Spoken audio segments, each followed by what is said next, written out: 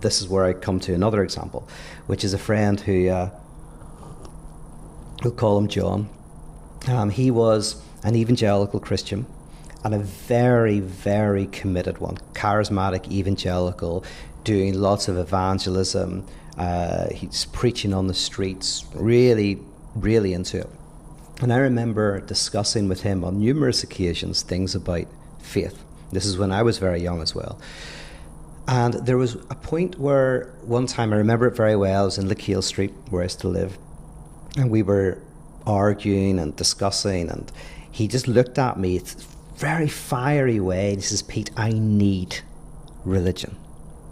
And this was just one phrase in the midst of like a 3-hour conversation. But it really struck me even then, when this is before I had much training in psychoanalysis, etc., etc. But I knew that that was very significant. Not just what he said, but the way he said it. There was like everything within him said this, I need religion.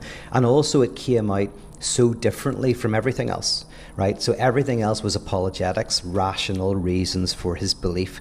So this came out as a type of slip. It was an eruption of something that he didn't even notice himself. It's just like, I need this.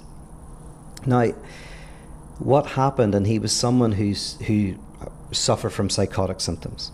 And what happened for him a number of years later is he lost his evangelical religion in a very dramatic way through a series of events, a series of failures. But he didn't have anything to replace the function, right? So he had a psychotic break. He left his family, he ran away, disappeared for years, ran off to a different country. I got to see him one final time, interestingly, and he eventually, very, very sadly, took his own life.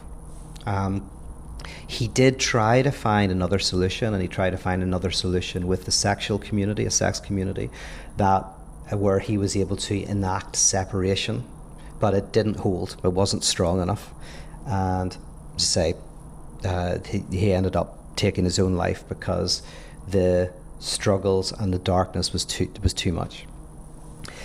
So I use these examples to talk about how, for ourselves and for the people that we're talking to, religion is not just a set of beliefs that can to be critiqued and be discussed. Yes, it is, but it can also provide a function.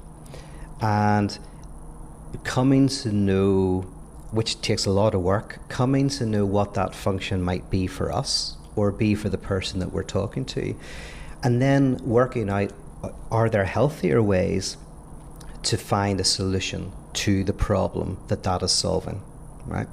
And so it might be, for example, through writing or becoming a movie director or taking up some other hobby or love, right? Or whatever, right? There's various ways in which you can find a solution and find solutions that are better.